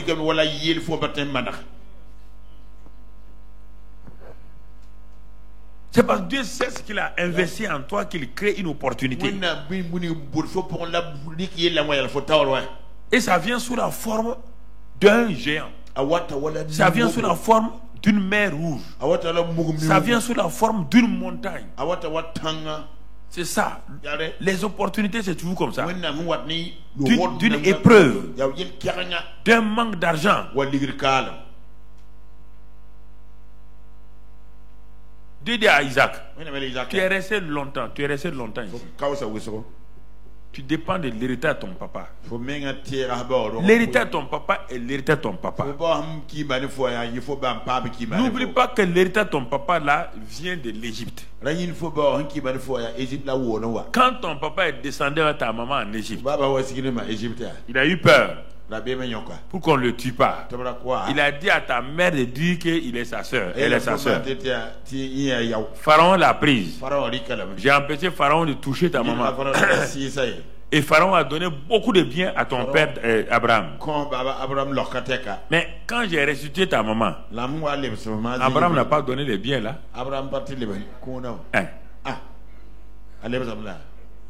J'ai ressuscité ta mère. Il devait faire quoi? Retourner les biens, mais il est parti avec ça. C'est pas ça ton héritage. Ton héritage ne vient pas du livre de ton papa. Non. Tu as un vrai héritage. Mais Isaac dit, oh Seigneur, c'est bon comme ça. J'ai des troupeaux, j'ai ceci, j'ai cela. Bon, Dieu dit, ok. Très bien. Il dit famine. Viens sur le pays. La famille obéit. Elle est venue. Isaac dit, ça ressemble à la famille de mon papa là. Et à la famille de mon papa, la solution de mon papa, c'est où? L'Égypte. Donc tel père, tel fils. Je vais descendre en. Dieu dit ne descends pas. Il dit, mon papa est descendu. Il dit, mais je t'ai dit non. Il ne descend pas en Égypte. De faire quoi? Regarde mon troupeau là. Il n'y a plus d'herbe, il n'y a plus rien. Dieu dit, reste ici. Et tout ce que tu as comme semence là, il ne faut pas donner à tes moutons. Donne au sol. Parce que si tu ne connais pas la loi de semer et de récolter, si tu donnes à tes bœufs, si tu donnes à tes moutons, ça va se terminer où? Dans la nature. Est-ce que ça va se multiplier? La loi de semer et de récolter. Même dans la famine, il faut donner au sol. C'est le sol seul que j'ai appelé à multiplier les choses. C'est le sol seul. C'est le sol seul. Ces choses-là, Dieu m'a appris ces choses-là tout doucement, tout doucement. Quand je démarrais le ministère, je n'avais pas l'assurance. Un jour, je suis allé à Paris. Je partais sur l'Inde. On avait une mission en Inde. Au niveau de la chambre de commerce. Mission. On conduisait la grande conférence des chambres de commerce mondiales donc à New Delhi. On est arrivé à Paris, je suis allé faire le culte à la parole de vie de l'Indien qui est décédé maintenant. Parole de vie à Indien, le pasteur à Kaimon. Selvaraj, c'est ça. Voilà. Quand on est arrivé là-bas, ce jour-là, il voulait sûrement bâtir un bâtiment, acheter une église et tout. Il a lancé un appel. Il a lancé un appel vraiment que ceux qui veulent s'aimer là. Et cet appel-là m'a touché. Mon frère, j'ai pris mes frais de mission là. J'ai mis là-dedans. Quand je mettais là-dedans, j'étais content. J'ai mis mon argent dans la semence là. Puis le lendemain, j'ai pris mon avion pour New Delhi. Bon, on était là, on faisait la mission. Et vers la fin de la mission, je regardais bien que les frais là sont élevés. Les frais d'hôtel là sont élevés. J'ai commencé à trembler dans mon cœur. Mais il dit, mais comment je vais payer? Dieu m'attendait là-bas. Il voulait m'enseigner quelque chose. J'ai appris la loi de s'aimer et de récolter dans plusieurs domaines devant les difficultés. Et ce qui fait que pour tout ce que Dieu me dit de faire là, je ne m'inquiète pas. Si c'est Dieu qui a dit, et si j'obéis, je sais que ça va arriver. Mais j'ai appris ces choses-là avec difficulté. Alors, le jour de départ est arrivé. Bon, chacun descendait donc à la caisse pour payer. Mon frère, j'avais un trou de moins 150 000 ou 200 000 à régler. Je suis venu m'aligner derrière tous les délégués là. Des délégués du monde, hein. Les gens, moi j'étais devenu chantier. Je m'allie. Quand quelqu'un est président, il faut passer. Faut aller. En ce temps, je prie en langue. Rapidement, prie en langue. Je prie en langue. Rien ne semble bouger. Mais à la fin, tout le monde va passer, non? Tout le monde est passé, il me reste seul maintenant. Je m'approche de la caisse. Il dit, mais on va m'arrêter? Satan dit, on va t'arrêter. C'est une honte. Pourquoi tu as sémé même à Paris là? Pourquoi tu as sémé à Paris? Il fallait attendre ton retour. Il dit, mais pourquoi tu as sémé? Mais j'avais un combat à moi. Mon cœur me dit non. Dieu fait un miracle. Mais ma tête dit, il n'y a pas de miracle ici. Ça, c'est ma destinée financière. Donc, Dieu voulait me faire rentrer dans la destinée financière. Il m'a donné certaines choses comme cela. Bon, à la fin, je suis arrivé. J'ai dit mon nom, le numéro de ma chambre. Le monsieur, ils ont une caisse là. Il a sorti la fiche. Il a regardé, il commence à taper. Et puis il tapait longtemps. Il dit, hey. Donc maintenant, est-ce que même c'est pas million, je dois. il tape, ça finit pas. Moi j'étais là, je parle en langue, mon frère. Je parle en langue. Il tape. Après, bon, il a regardé. Après, il m'a regardé. Le caissier là. Il me dit en anglais là. Il dit non. Que tout est correct. Il dit mais non, il dit de regarder. Non, il dit si lui il a duré pour regarder là, quelqu'un a payé, je ne sais pas qui a payé. Je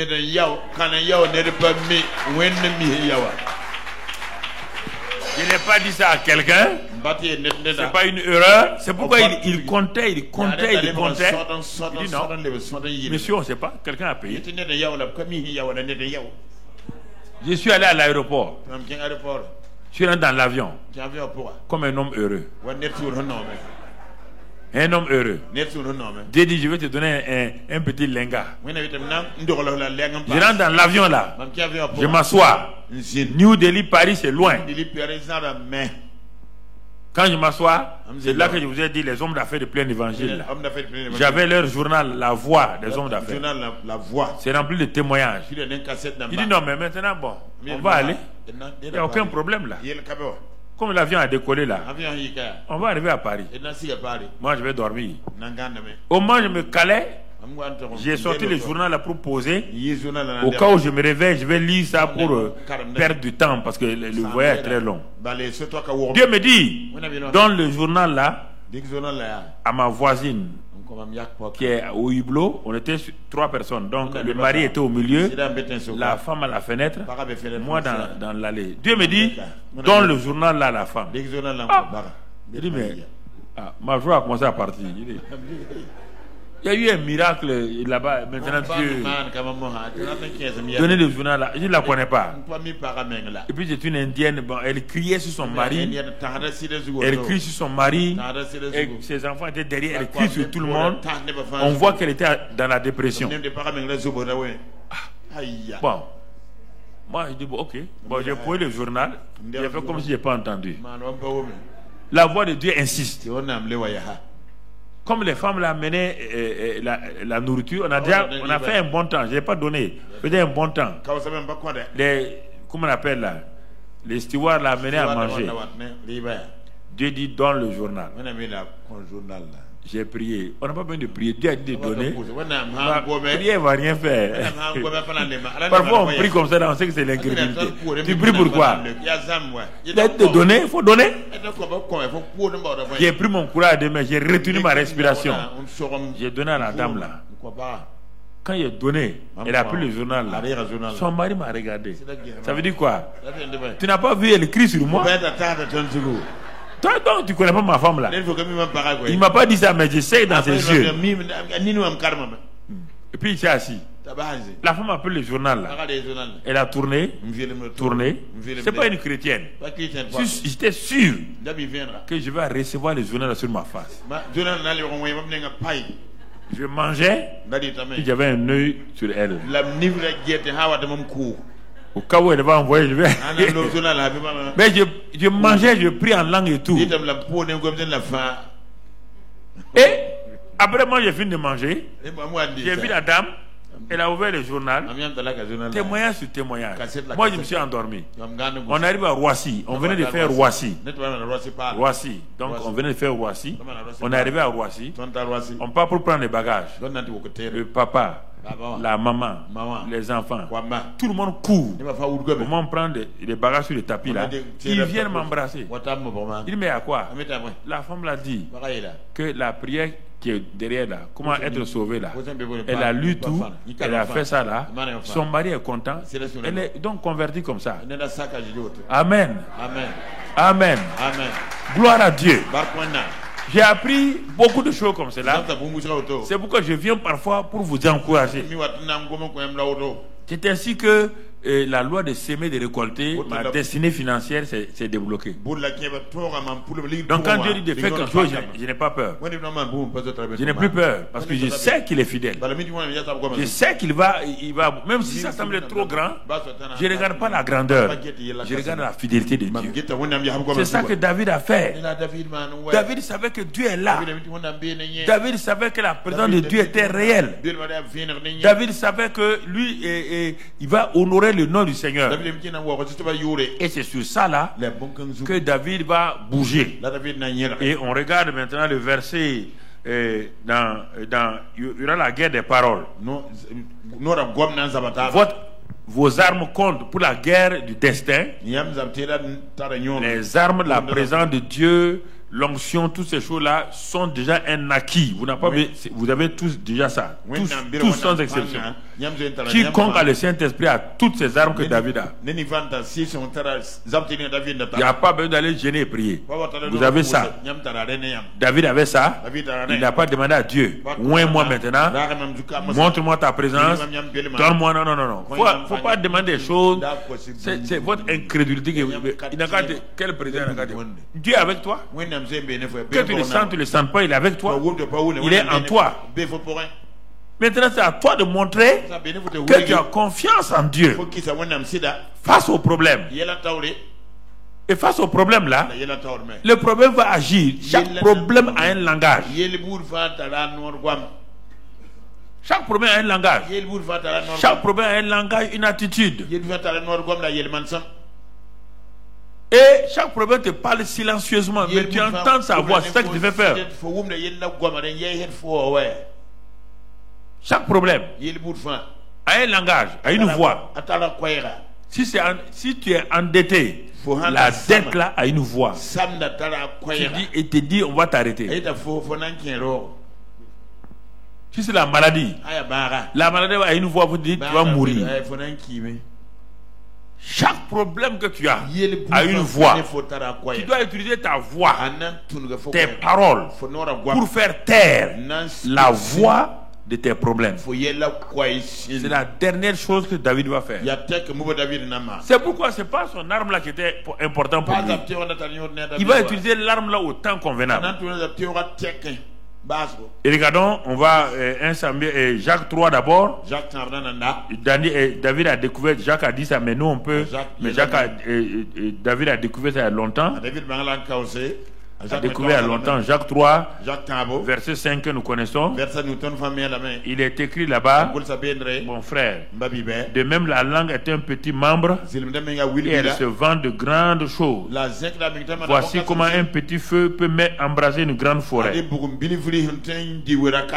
Donc la guerre des langues. Tu peux mettre le feu à n'importe quelle forêt de Satan qui est devant toi. Quand on prend ça, les gens prennent le négatif.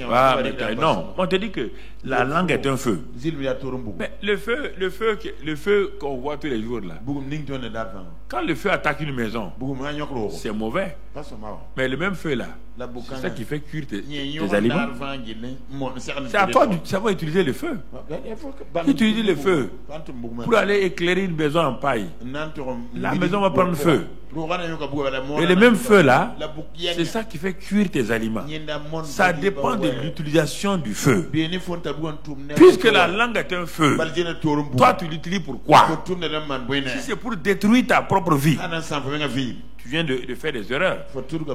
La langue est un feu qui peut embraser une grande forêt. Et moi je suis chrétien. J'ai des paroles puissantes. J'ai une langue exercée. Isaïe 50, Dieu dit, je t'ai donné une langue exercée. J'ai une langue exercée. Je vais l'exercer pour embraser toutes les forêts sataniques. Toutes les forêts des problèmes. Je vais les brûler avec ma langue. Donc regardez bien David. Il est loin, il a des armes naturelles et il a une attitude. Il dit Goliath était un incirconcis, il n'a pas d'alliance et Goliath est déjà mort puisque moi j'ai déjà une femme. On a dit que celui qui tue Goliath a une femme.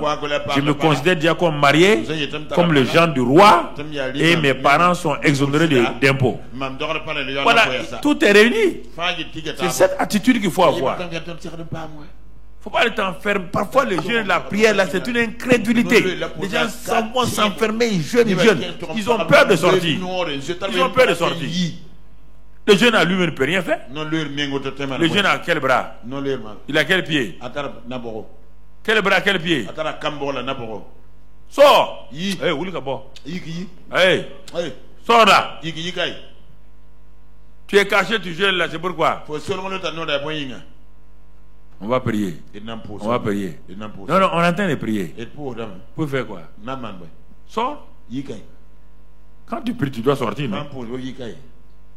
David a parlé. Les gens ont dit, bon, ok, comme tu cherches la mort là, il faut aller. Tout le monde s'est tué maintenant. Saül s'est tué. Quand il a dit que tes armes ne sont pas bonnes, ses frères sont tués. Quand il a donné dos à ses frères, tout le monde se tait maintenant. On dit bon, ok, il faut les laisser aller.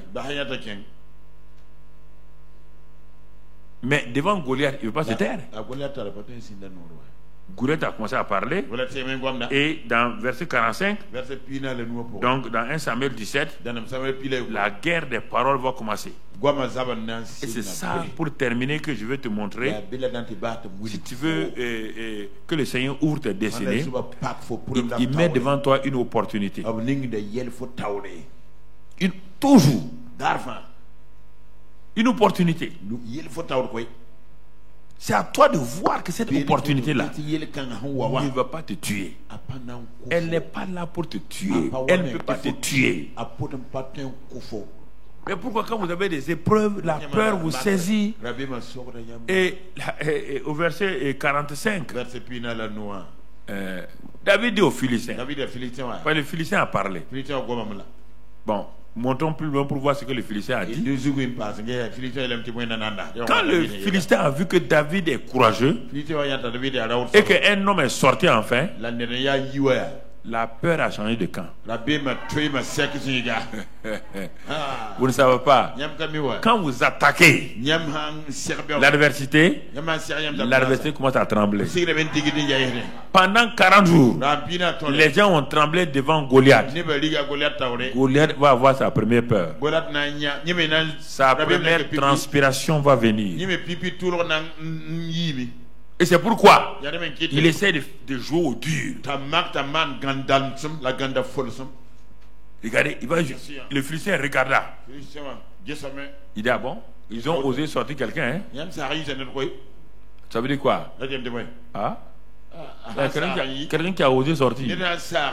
Donc ça sera chaud aujourd'hui. Hein? Mais pour jouer au dur, là, il a aperçu David. Il le méprisant. Il dit, toi, c'est comme ça que Satan fait. C'est comme ça que les problèmes font. C'est comme ça que les hommes de ce monde-là font. Ils vous méprisent. Alléluia, comme ça. Hein, alléluia. Hein? Tout le temps, alléluia, alléluia. Allez, quittez là. Vous les alléluia là. Faut pas avoir peur. Quand vous dites seulement, vous rentrez dans votre chose. Alléluia veut dire quoi? Gloire à Dieu. Il vient de dire que tu es gloire à Dieu. Il vient de dire que tu t'appelles gloire à Dieu. Il t'a donné un bon nom. Il le méprisa, ne voyant en lui qu'un enfant. David voit en lui un incirconcis. Lui, il voit en David un enfant. Mais un enfant de Dieu, il n'a pas dit ça. Blond et d'une belle figure. Il a dit, ouais, les gens là, ils m'ont envoyé une fillette. Moi, je veux un soldat. Il m'a envoyé. C'est fille, ça. Regarde, il va parler. L'attitude. Il va parler maintenant. Il dit, petit, suis-je un chien pour que tu viennes avec moi, avec des bâtons? David n'a pas parlé d'abord. Suis-je un chien? Ah bon, si tu es un chien, le bâton va te mater. Regarde bien ce qu'il dit. Par sa propre bouche, il dit que lui, il est quoi? Faites attention à vos paroles. Vous voulez répondre aux gens, mais vous répondez mal. Il croit que moi je suis rien. Hein? Il va voir. Mais tu as déjà dit que tu n'es rien. Il va voir quoi? Il ne va rien voir. Faites attention à vos paroles. Vous parlez au hasard. Après, vous voulez réagir. Ça ne peut pas aller. Suis un chien que tu viennes à moi avec des bâtons.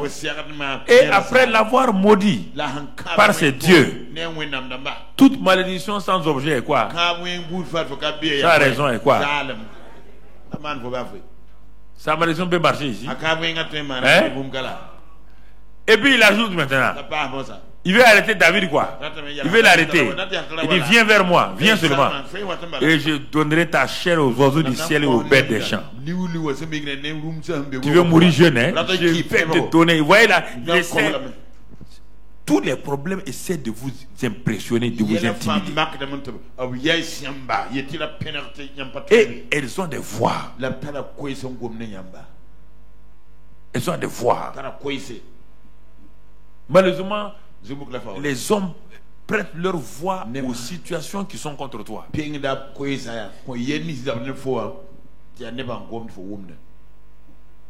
Et parfois, c'est ça qui est dommage. Quelqu'un a une entreprise, il commence à avoir des difficultés. Jusqu'à présent, il a fait des bons versements à la banque. Maintenant qu'il a des difficultés, il s'en va voir son banquier. Ah, on dit, monsieur, vous savez, il y a les nouvelles règles de l'UEMOA, hein. Les emprunts bancaires sont indexés sur ça, des gros mots comme ça. Bon, monsieur, votre dossier n'est pas bancable, Mais, il y a 2 ou 3 ans, c'est moi qui... Non, votre dossier n'est pas bancable, hein. Ils sont en train de vous impressionner. Des gros mots comme ça. Avez-vous une assurance, une garantie? Mais on a commencé à 3 ans ensemble. Oui, il y a 3 ans, mais maintenant, lui et moi a changé ses règles. Hein. Et quelles sont ces règles-là? On dit non, c'est secret, ça, c'est secret. C'est des secrets bancaires. Donc, qu'est-ce que vous voulez que je fasse? Monsieur, vous devez nous payer. Si vous ne payez pas, voici, les agios montent. Le gars, on dirait qu'il ne te connaît plus. Et tu sors là-bas découragé. Tu n'as pas un langage. Il a mal parlé, toi tu peux répondre. Et tu subis la parole. Donc c'est ça. Devant tes situations, Satan va donner la voix à des gens pour te mettre dans le chaos.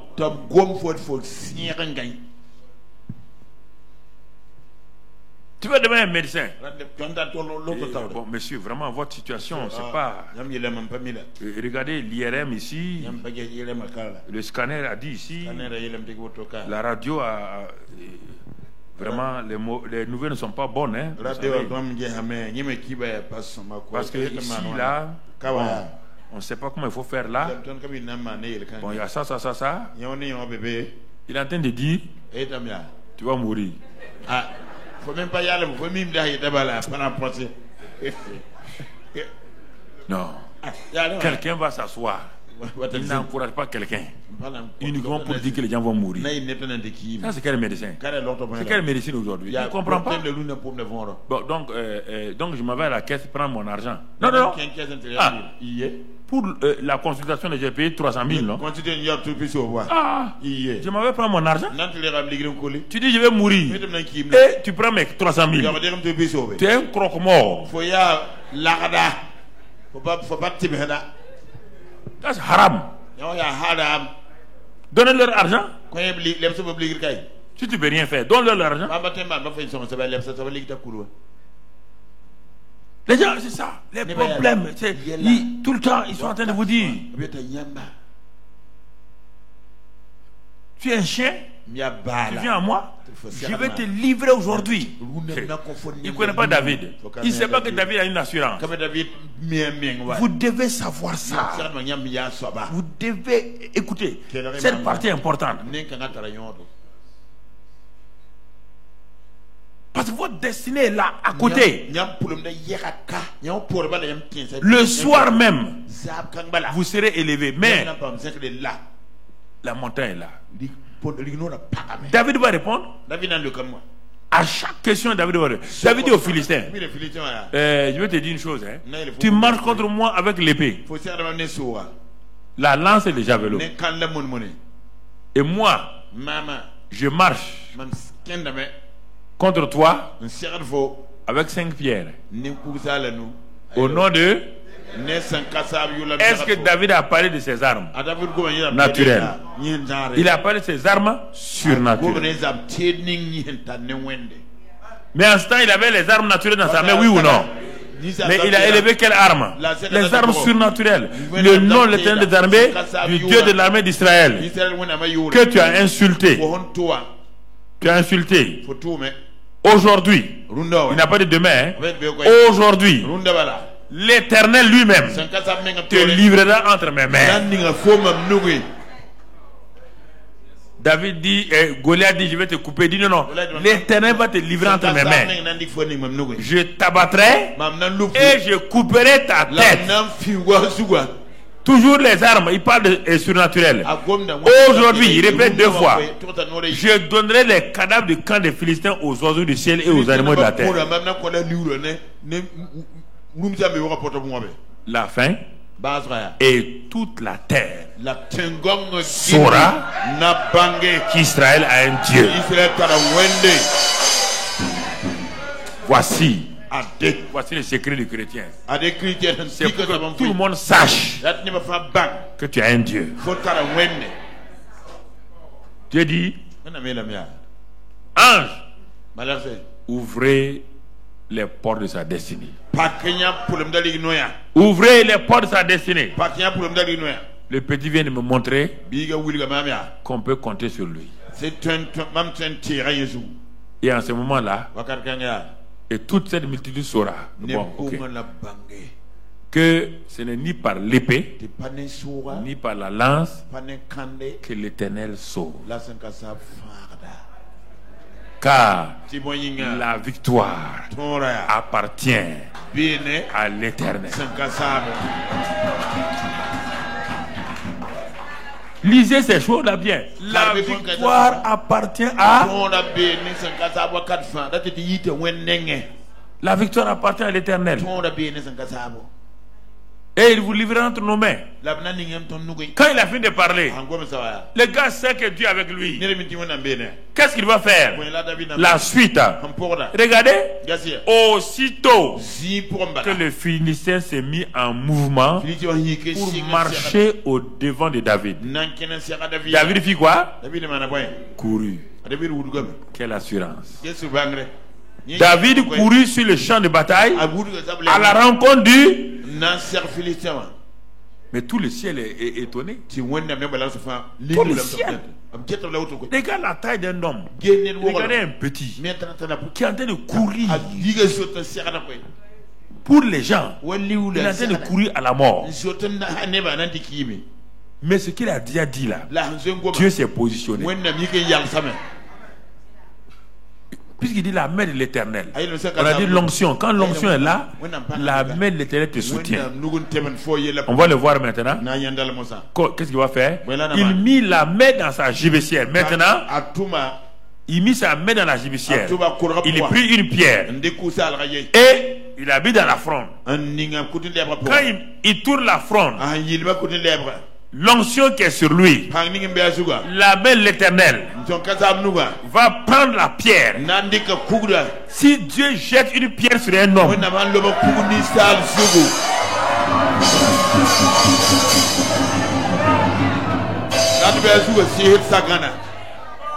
les gens ne savent pas. Humainement, David a jeté. Mais qui a pris la pierre? L'Éternel. Il frappa le Philistin au front. Et la pierre s'enfonça dans le front du Philistin qui tomba le visage contre terre. C'est pas fini. Ainsi, avec une fronde et une pierre, David fut plus fort que le Philistin. Il le terrassa et lui ôta la vie sans avoir d'épée à la main. Donc, qui a combattu? Le même Éternel combat pour toi. Ta destinée n'est pas loin au nom de Jésus. Ta destinée est à la porte. Dieu ouvre les portes à ta destinée aujourd'hui. Et il t'élève devant le Seigneur aujourd'hui. Personne ne peut t'empêcher. Personne. Et quand on regarde cela, mon frère, dès qu'il y a eu ça là, tous les Philistins ont commencé à faire quoi? À courir. Mais les frères de David, qu'est-ce qu'ils ont dit? Les frères de David qui se moquaient de lui, là, les frères de David ont dit, c'est notre petit frère. C'est notre petit frère. Vous voyez les hommes, hein? Quand vous vous engagez, tu es orgueilleux. Quand vous appuyez sur Dieu, quand vous gagnez, il s'identifie à vous. C'est notre petite soeur, c'est notre petit frère. Et les femmes Comme vous les connaissez, elles aiment faire bagarre quoi. Elles sont allées composer un chant. Composer un chant sur place. David, tu as ses 10 000. David, tu as ses 10 000.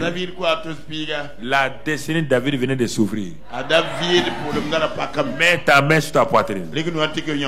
Là où tu as la télévision, tu dis: oh Seigneur, merci pour ma destinée. Mes destinées sont dans ta main. Et c'est pourquoi ce soir, tu ouvres ces portes-là. Je n'avais pas compris que les difficultés que j'ai rencontrées, c'était des opportunités que tu m'avais données pour ouvrir les portes de ma destinée. J'ai manqué parce que je n'ai pas loué. Je n'ai pas prié en esprit. Je n'ai pas fait les proclamations. Et c'est pourquoi pendant longtemps ces portes sont restées fermées. Mais aujourd'hui j'ai compris qu'avec la louange, avec la prière en esprit, marquée par l'onction qui est sur ma vie, et les paroles puissantes de proclamation sur la base de l'œuvre achevée de Christ, mes destinées sont accomplies. Seigneur, je crois cette parole. Je marche sur cette parole-là. Comme tu as ouvert les portes, la destinée de David, tu ouvres aussi mes portes. Je te remercie ce soir. Merci Père. Merci pour ton amour. Merci pour ta grâce. Merci pour ta fidélité. Sois béni et sois loué, parce que tu as tout accompli. Sois béni et sois exalté au nom de Christ Jésus. Merci Père pour tous tes bienfaits au nom de Christ Jésus. Amen. Amen. Amen. Amen. Dis avec moi: cela est accompli. Mes destinées sont dans ta main. C'est pourquoi Père, je n'ai pas à craindre. Je te remercie ce soir pour cette grande destinée que tu m'as donnée. Seigneur, sois béni et sois loué au nom de Christ Jésus. Amen. Amen. Lève tes deux mains maintenant, ne prie plus. Ne prie plus. Ne prie plus. Excellent Père de grâce, cette convocation solennelle de tes enfants qui parfois ont été manipulés par des gens pour faire acheter leur destinée par de l'argent ou de l'or, alors que tu as une destinée merveilleuse pour eux. C'est pourquoi Père, ce soir, ils lèvent les mains devant toi. Ils sont faibles par eux-mêmes. Seigneur, ils sont peut-être méprisés par ce monde-là, par les Goliaths qui pensent qu'ils sont forts à cause de leur position politique, à cause de leur argent, à cause de leur race, leur ethnie.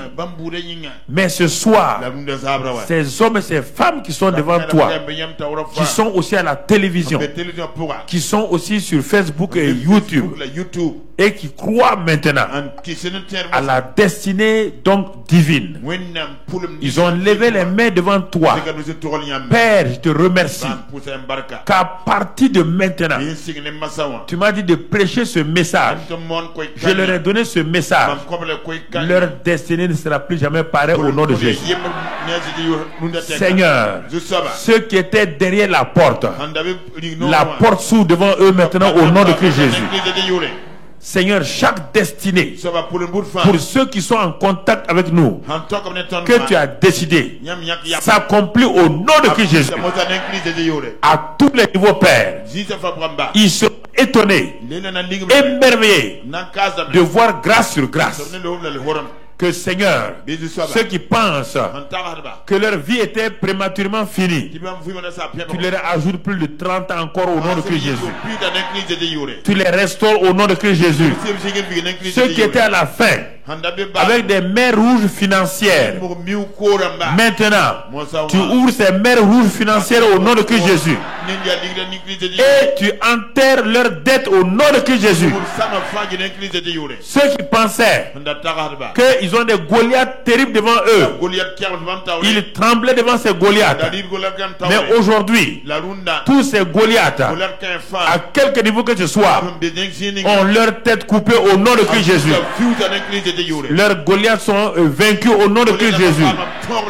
Père, merci pour ces jeunes gens qui pensent qu'il n'est pas possible de se marier ou d'avoir des enfants. Ce soir, toutes ces situations-là de stérilité, de célibat prolongé, maintenant sont renversées au nom de Christ Jésus. Père, merci ce soir pour les insuccès répétés, les échecs répétés. Ce soir, ces montagnes sont renversées au nom de Christ Jésus. Et ils rentrent maintenant dans la voie du succès, dans la voie de la fertilité, dans la voie de la fécondité. Merci Père pour leur vie qui a accompli tout cela. Que toute la gloire soit pour toi. Sois béni et sois loué au nom de Christ Jésus. Recevez cela au nom de Christ Jésus. Recevez tout cela au nom de Christ Jésus. Recevez cette grâce au nom de Christ Jésus. Recevez cette vie abondante au nom de Christ Jésus. Recevez cette grâce financière au nom de Christ Jésus. Cette entreprise est restaurée au nom de Christ Jésus. Cet enfant est la porte au nom de Christ Jésus. Ce succès est la porte au nom de Christ Jésus. Ce ministère prend de l'envol au nom de Christ Jésus. Ta destinée est assurée maintenant au nom de Christ Jésus. Le Seigneur est avec toi. Sa grâce repose sur toi. Sa fidélité repose sur toi. Parce que sa bonté se manifeste au nom de Christ Jésus. Amen. Amen. Amen. Amen.